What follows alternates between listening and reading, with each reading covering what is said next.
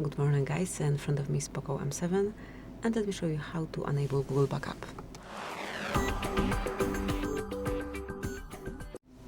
So first of all, open the settings, then go to About Phone and now pick Backup.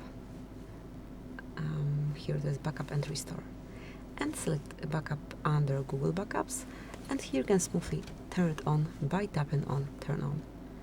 Mark data that you wish to backup. In my case it's both photos and videos along with all other device data.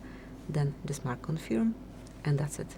Obviously if you are not logged in with your account yet, you will have to provide email address or phone number along with the password. So that's it, that will be all.